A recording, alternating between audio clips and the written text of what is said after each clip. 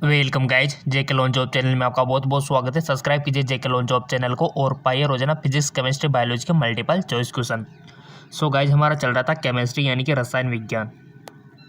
काफ़ी सारे questions part first में डिस्कस कर चुके थे। अगर आपने नहीं देखा है तो लिंक हमने दे दिया है, प्रीवियस वीडियो आप देख सकते हो। ठीक है, ये हमारा पार्ट सेकंड है।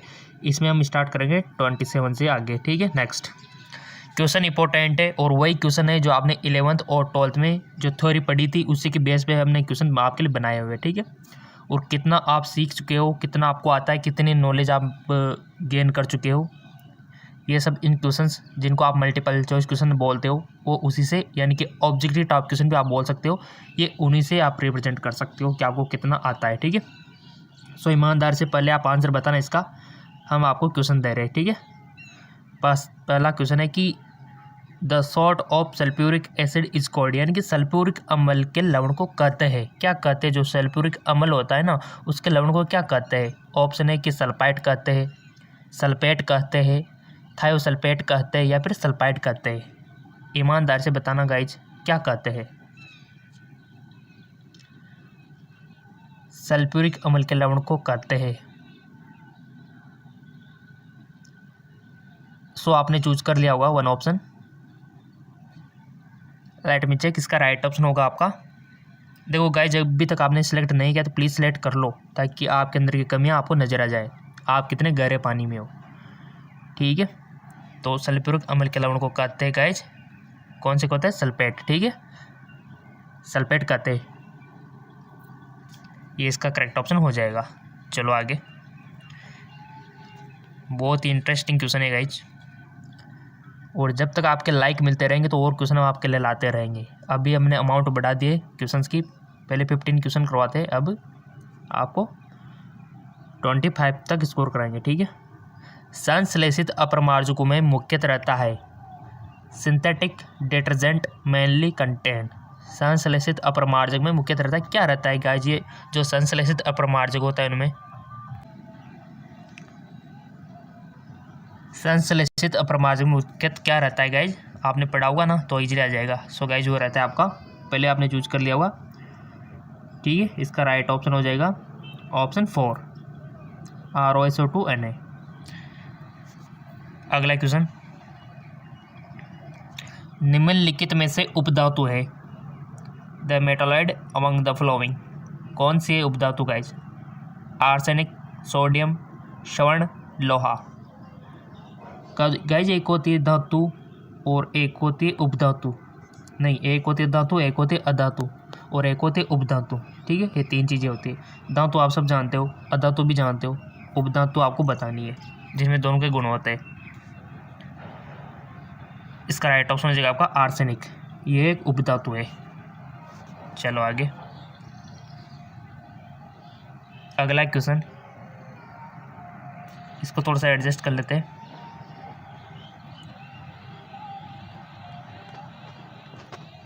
किस प्रकार के यौगिकों का उच्च गलनांक और खपतनांक होता है?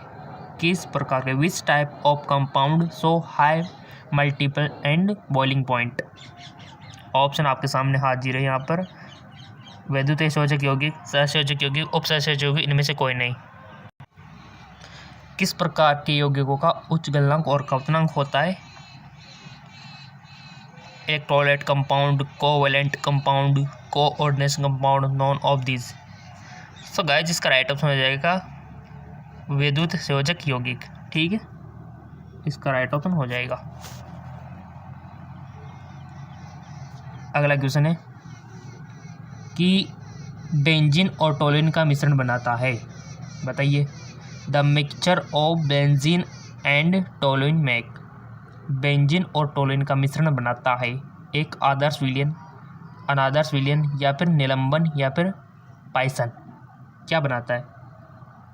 बेंजीन और टोलिन का मिश्रण। अब आप में से बहुत सारे स्टूडेंट कमेंट करते सर सॉल्यूशन करवाया करो। अब ये तो 12th में आपने पढ़ा होगा ना, इसमें ये तो याद रखने वाली बात है कि बेंजीन और टोलिन का मिश्रण क्या बनाता है। इसमें कौन से, अगर आपने पढ़ा होगा तभी ये क्वेश्चन आएगा आपको, नहीं इसमें कोई एक्सप्लेन करने वाली बात है। ठीक है, थ्योरी तो देखो आपकी को पढ़नी पड़ेगी, जितनी ज़्यादा आप थ्योरी पढ़ोगे उतनी ज़्यादा आपकी प्रैक्टिस होती रहेगी और उतनी ज़्यादा आप MCQ कर पाओगे। हाँ, न्यूमेरिकल में थोड़ा दिमाग लगाना पड़ सकता है, और उसमें समझने वाली बात होती है, बट ये थ्योरी तो आपको खुद को पढ़नी होगी। आप इनको घर पे बैठ कर पढ़ सकते हो, और जो समझ में नहीं आए वो कमेंट करके पूछ सकते हो। बेंजीन और टोल्यूइन का मिश्रण बनाता है। सो गाइज राइट ऑप्शन हो जाएगा आपका एक आदर्श विलयन। ठीक है, एक आदर्श विलयन। अगला क्वेश्चन, जलीय विलयन में से कार्बनिक पदार्थों को पृथक, थोड़ा सा एडजस्ट कर लेते हैं। जलीय विलयन में से कार्बनिक पदार्थों को पृथक किया जाता है आसवन द्वारा, विलायक निष्कर्षण द्वारा, भाप आसवन द्वारा, उध्रुपातन द्वारा। जलीय विलयन में से कार्बनिक पदार्थों को पृथक किया जाता है, कौन सी मेथड यानी कि कौन सी विधि के द्वारा पृथक किया जाता है जलीय विलयन में से कार्बनिक पदार्थों को? बताओ गाइस, पृथक करना आपने पढ़ा होगा ना, बचपन से पढ़ते आ रहे हो पृथक्करण। तो सो गाइज इसका राइट ऑप्शन हो जाएगा आपका विलायक निष्कर्षण द्वारा। ठीक है, विलायक निष्कर्षण यानी कि सॉल्वेंट एक्सट्रैक्शन, इसका राइट ऑप्शन हो जाएगा। अगला क्वेश्चन है कि आपको यहाँ पर बताना है कि गिब्स हेल्महोल्ट्ज़ समीकरण है। What is Gibbs Helmholtz equation? Delta G is equal to T delta H minus H, या फिर delta G is equal to delta H minus T delta H, या फिर delta G is equal to E plus T delta H, delta G is equal to delta H plus T delta H. Gibbs Helmholtz समीकरण। Question सारे important है और यहीं से question आपके बनते हैं डायरेक्टली। 11th और 12th से ही क्वेश्चन बनते हैं। इंट्रांस एग्जाम, आप कोई भी इंट्रांस एग्जाम दो आप साइंस का 12th के बाद, क्वेश्चन यही होता है आपका। नीट हो, नर्सिंग हो, पैरामेडिकल हो, फार्मेसी हो, एग्रीकल्चर हो, क्वेश्चन फिजिक्स केमिस्ट्री बायोलॉजी से ही बनते हैं अगर आप इंट्रांस एग्जाम देते हो तो। और इंट्रांस एग्जाम के लिए ये जो क्वेश्चन है राम बनाना है। ठीक है, सो गाइज आपने चूज कर लिया होगा इसका राइट ऑप्शन क्या होगा। इसका राइट ऑप्शन हो जाएगा आपका delta G equal to delta H T delta H. ठीक है, करेक्ट आंसर आप देख सकते हो, बहुत अच्छा क्वेश्चन है। इसका राइट ऑप्शन सेकंड। ठीक है, बढ़ते आगे की ओर। माइनस प्लस का आप थोड़ा ध्यान रखना है इसमें। निम्नलिखित में से कौन सी कार्य की इकाई है? इकाइयाँ तो हमने आपसे बोल ही रखा है कि फिजिक्स और केमिस्ट्री की जितनी भी इकाइयाँ हैं, जितनी भी यूनिट है, सबको एक पेज पे लिख लो ताकि एग्जाम के टाइम पे सारी को आप देख के चले जाओ। Which of the following are the unit of work? निम्नलिखित में से कौन सी कार्य की इकाई है? कार्य की इकाई आपको बतानी है। ठीक है, वर्क की। सिंपल भी, अगर आपने देखा होगा कहीं पर आपने सवाल भी किए होंगे तो अवश्य लिखा होगा यूनिट आपने। तो राइट ऑप्शन हो जाएगा आपका KG metre square second square. ठीक है, और यहाँ पर आप देख सकते हो न्यूटन मीटर दोनों। ठीक है, ये इसके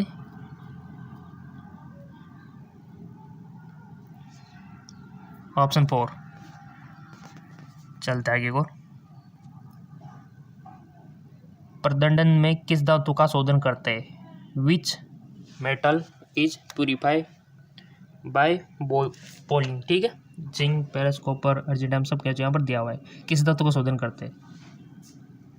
देखो, धातु का शोधन ऐसे का आपको याद रखना है। आपका जो चैप्टर है ना रसायन विज्ञान में, धातुओं का शोधन, वहाँ से काफ़ी सारे क्वेश्चन बनते हैं। कौन सी विधि के द्वारा किसका शोधन किया जाता है, क्योंकि विधियों के भी नाम है। सो यहाँ पर आपसे पूछा गया है which metal is purify by fulling, तो राइट ऑप्शन हो जाएगा आपका कॉपर। ठीक है, कॉपर इसका राइट ऑप्शन हो जाएगा। बढ़ते आगे को। अगला क्वेश्चन है, यदि प्रक्रिया स्थिर ताप और दाब पर कराई जाए तो a process is taking place constant temperature and pressure, then क्या होगा? डेल्टा एच का मान आपको यहाँ पर सही बताना है गाइस। क्या होगा डेल्टा एच? डेल्टा ई होगा, टी डेल्टा एस होगा, जीरो होगा, डेल्टा एस जीरो होगा। बताइए क्या होगा यदि प्रक्रिया स्थिर ताप और दाब पर कराई जाए तो? ईमानदार से बताना, बहुत अच्छा क्वेश्चन है। और अब तक तो आपने कवर कर लिया होगी, 11th 12th सब पढ़ चुके हुए, एग्ज़ाम हो चुके हैं, तो नॉलेज काफ़ी हो गया होगी आपको इसके बारे में। तभी तो ये क्वेश्चन हम आपके लिए दे रहे हैं। प्रैक्टिस के साथ साथ आपको कुछ सीखने को मिल रहा है। आप खुद का टेस्ट भी यहाँ से कर सकते हो कि कितने क्वेश्चन आपके सही जाते हैं, कितने क्वेश्चन गलत जाते हैं। सोच लिया होगा आपने one question. Let me check, इसका राइट ऑप्शन होगा delta H equal to T delta H. ठीक है, ऑप्शन 2 करेक्ट हो जाएगा। निम्नलिखित में से कौन से समूह में केवल इलेक्ट्रॉन स्नेही किए? Which of the following group contain only electrophiles? देखो, आप में से बहुत सारे स्टूडेंट कमेंट करते हैं सर इसको पूरा समझाया करो, एक्सप्लेन किया करो। अगर गाइज इसको समझाए तो देखो वीडियो आधा 1 घंटे तक भी जा सकता है। अगर आप तैयार हो आधा 1 घंटे तक का वीडियो देखने के लिए तो हम समझा देंगे, कोई दिक्कत वाली बात नहीं है, क्योंकि समझाने में टाइम लगता है काफ़ी सारा। तो समझा देंगे, ऐसी कोई बात नहीं है। बट वीडियो फिर आप मत कहना कि 45 मिनट का हो गया है, 60 मिनट का हो गया है, ठीक है, क्योंकि इतना ही लंबा जाएगा अगर इसको समझाएंगे तो, क्योंकि क्वेश्चन ज़्यादा ले रहे हैं ना अपन, इसलिए। तो कमेंट कर देना, बना देंगे, कोई दिक्कत वाली बात नहीं है कि हम एक्सप्लेन के साथ समझना चाहते हैं या फिर ऐसे ही सही है, या फिर जैसे हम समझ रहे हैं अभी क्वेश्चन कर रहे हैं अपन, या फिर ऐसे होना चाहिए, आप बता सकते हो, ठीक है। निम्नलिखित में से कौन से समूह में केवल इलेक्ट्रॉन स्नेही की है? 4 ऑप्शन आपके सामने है, चूज करो। अभी भी और भी क्वेश्चन हमको करने हैं।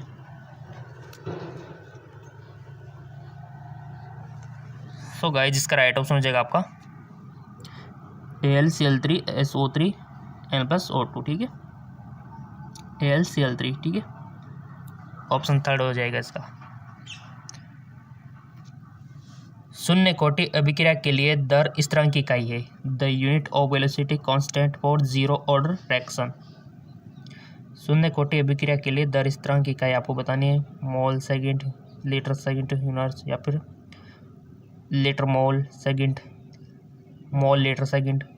बहुत अच्छा, एक यूनिट तो पूछी जाती है हमेशा की तरह, तो हमने बोल ही रखा है आपसे कि यूनिट तो आप लिख ही लो। केमिस्ट्री के फॉर्मूले, फिजिक्स के फॉर्मूले आप चाहे तो एक नोटबुक में नोट कर सकते हो, एग्जाम टाइम पे बहुत फ़ायदेमंद होते हैं।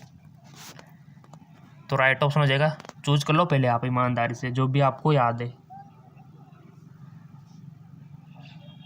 कर लिया होगा आपने चूज, लेट मी चेक। इसका राइट ऑप्शन हो जाएगा आपका मोल लीटर सेकंड यूनिट, ठीक है, मोल लीटर, ऑप्शन 4। चलते आगे और। निम्नलिखित में से कौन एल्डोल संघनन देगा? Among the flowing which undergoes aldol condensation, यानी कि CCl3 CHO, CH3 CHO, या फिर CH3 CH2 CHO, या फिर आपका HCHO। निम्न में से कौन एल्डोल संघनन देगा, यानी कि कौन कौन नहीं देगा, ये आपको पता होगा तो आप इजीली कर पाओगे इसको। और आपके रसायन विज्ञान में भी है ये क्वेश्चन है डायरेक्ट कि कौन कौन नहीं देता है, तो वो पढ़ा होगा तो इजीली आपको ये क्वेश्चन आ जाएगा। वो अगर नहीं पढ़ा तो यहाँ सीख लेना, अभी 3 क्वेश्चन रिजेक्ट करेंगे, वही इसके नहीं देने वाले होंगे, ठीक है। बट आपको यहाँ पर कौन एक है जो देगा। सो गाइस, वो देगा आपका CH3 CH2, ये वाला देगा, ऑप्शन 3 वाला, और बाकी के नहीं देंगे, यानी कि ये नहीं देते, ठीक है, ये नहीं देते। लिख सकते हो आपकी, ये नहीं देते और ये देते। क्लियर? चलते आगे को।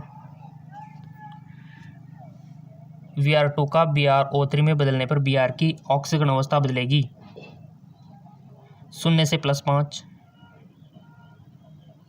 +1 से +5, 0 से -3, या फिर +2 से +5। बहुत अच्छा क्वेश्चन।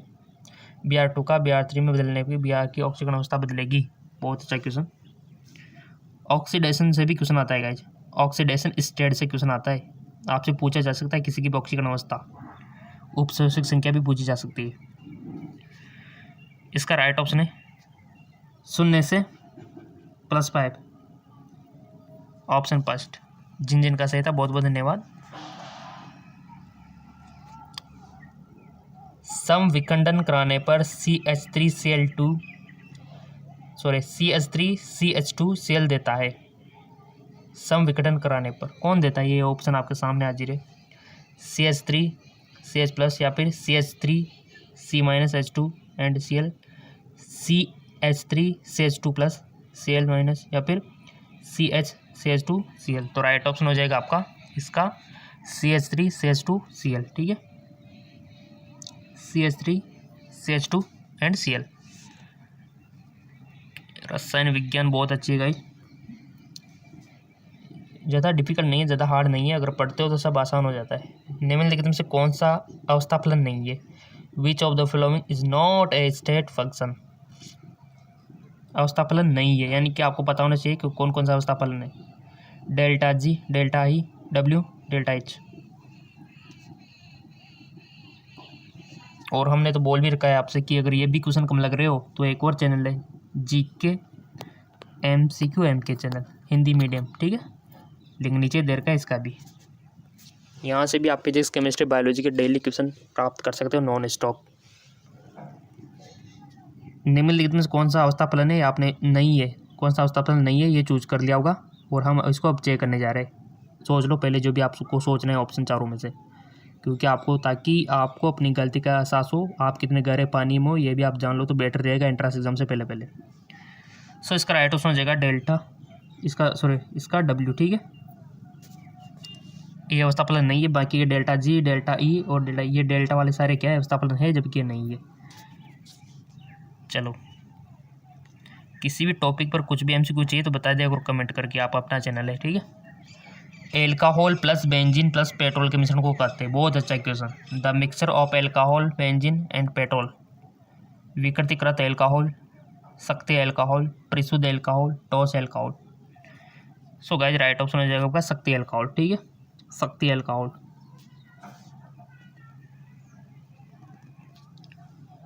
वह सक्रिय प्रजाति जो बेंजीन के क्लोरीकरण के लिए उत्तरदायक है, वह सक्रिय प्रजाति जो बेंजीन के क्लोरीकरण के लिए उत्तरदायक है, Cl+, Cl-, Cl2, Cl2-। वह सक्रिय प्रजाति जो बेंजीन के क्लोरीकरण के उत्तरदायक है, चूज करो पहले। आप कर लिया होगा, इंटेलिजेंट स्टूडेंट हो, 1 सेकंड में कर लेते होंगे चूज तो आप, बट चेक कर लेते। Cl+, ठीक है। द्रव्यमान की SI इकाई है, SI unit of mass, kilometre, kilogram, milligram, gram. द्रव्यमान की SI इकाई है किलोमीटर, किलोग्राम, मिलीग्राम, ग्राम। तो राइट ऑप्शन हो जाएगा आपका किलोग्राम। द्रव्यमान की तो सबको आता होगा किलोग्राम। फिर बार के पूछ रहे तो क्या लिखोगे, यहाँ तो द्रव्यमान की पूछ ली। बार को किस में मेजर करते हैं, वेट को, क्योंकि मास में और वेट में अंतर है, याद रखना। वेट बार जो है चेंज होता रहता है, द्रव्यमान एक ही रहता है, राइट। नेक्स्ट क्वेश्चन, पूर्ण दहन होने पर इत्र देता है, कंप्लीट कंबशन इत्र गिव। इत्र क्या देता है पूर्ण दहन होने पर, C2H5OH, CO2 एंड H2O, या फिर C2H5 या फिर C2H4। पूर्ण दहन होने पर इत्र क्या देता है, इत्र सेंट जो होते हैं क्या देता है, और जलता है इत्र, आपको पता है क्योंकि उसमें अल्कोहल आता है, ठीक है। तो पूर्ण दहन होने पर ये देता है गाइज आपका CO2 और H2O, ठीक है, ये देगा। और फेसबुक इंस्टाग्राम पर आपने फॉलो नहीं किया है अभी तक तो कर लीजिए, ताकि वहाँ पर फिजिक्स के नोट्स और केमिस्ट्री के नोट्स हम आपको दे पाए, ठीक है। जैसे हमको टाइम मिलता है हम वहाँ पर पोस्ट कर देंगे लिंक। 13.5 ग्राम में SO2 Cl2 के मोलक संख्या है 0.1, 0.2, 0.3, 0.4। 13.5 ग्राम में SO2 और Cl2 की मोलक संख्या बताओ। निकालने आती होगी तो आप पेज पे निकाल के इजीली बता सकते हो। सोच लिया होगा, लेट मी चेक। इसका राइट ऑप्शन हो जाएगा 0.1। इतनी होगी, कितनी होगी, 0.1 होगी। अगला क्वेश्चन है, मोलल विलयन में विलेय पदार्थ का 1 मोल गुला रहता है 1000 ग्राम विलायक में, 1 लीटर विलयन में, 1 विलायक में, या फिर 22.4 लीटर विलयन में। तो राइट ऑप्शन हो जाएगा आपका 1000 ग्राम विलायक में, ठीक है।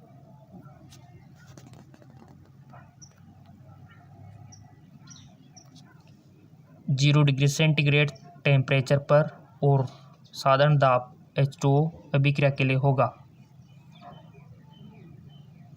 0 डिग्री सेंटीग्रेड ताप पर और साधारण दाब पर H2O अभिक्रिया के लिए होगा। सो गाइस जो होगा आपका delta H equal to T delta H, ठीक है। राइट ऑप्शन हो जाएगा आपका 3rd।